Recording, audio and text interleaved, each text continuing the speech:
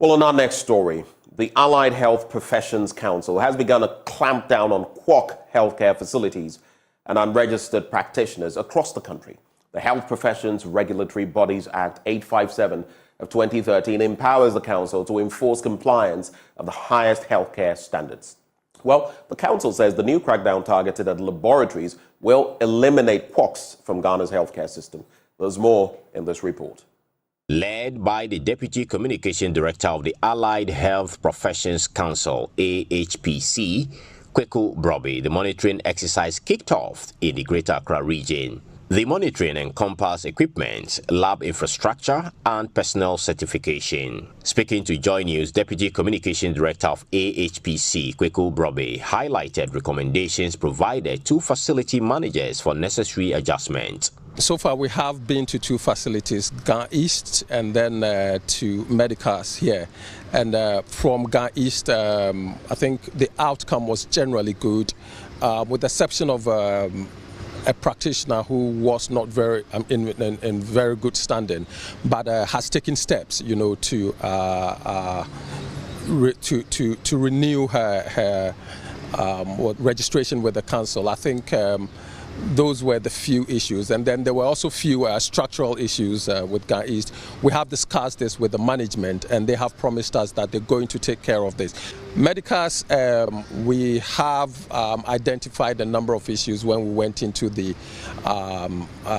laboratory, and we will be discussing this with the management of the hospital here, of the clinic here in Medina. But of course, we have made a few recommendations and we'll be coming in again. Mr. Broby, however, warned of severe sanctions while urging strict adherence to established standards. This is going to be a major clampdown on people who are practicing, I mean, without the required licenses, without who have not been registered with the council, and of course facilities that are not registered to practice, you know, undertake any allied health service. We giving out this warning to each and every one of them, and we expect that they take, I mean, notice of this, because we'll be coming after each and every one of them who is not in good standing with the council.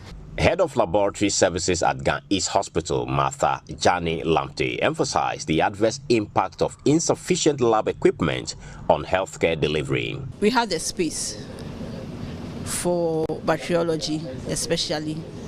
We have some equipment. We are lacking some, and the reagents as a whole. For other disciplines like the biochemistries, we are just doing basic chemistry. We could do a lot, the hormones, the tumor markers, but we don't have the analyzer to do it. So definitely we don't have the reagent as well.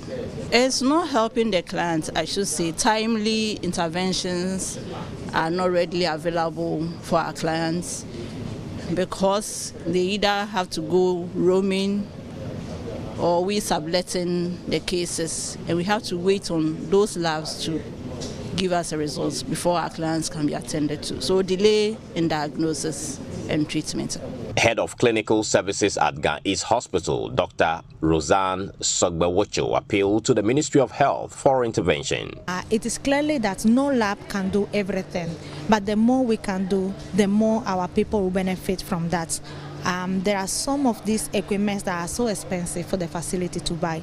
There are some reagents that is difficult to get in the market, and it's also so expensive to get. So we are calling our community, philanthropists, donors, supporters who are willing to come to the facility and assist us, so we can get the best and give the best to the community as well. This monitoring initiative is set to cover the entire country by year end. Carlos Galoni's report for Joy News.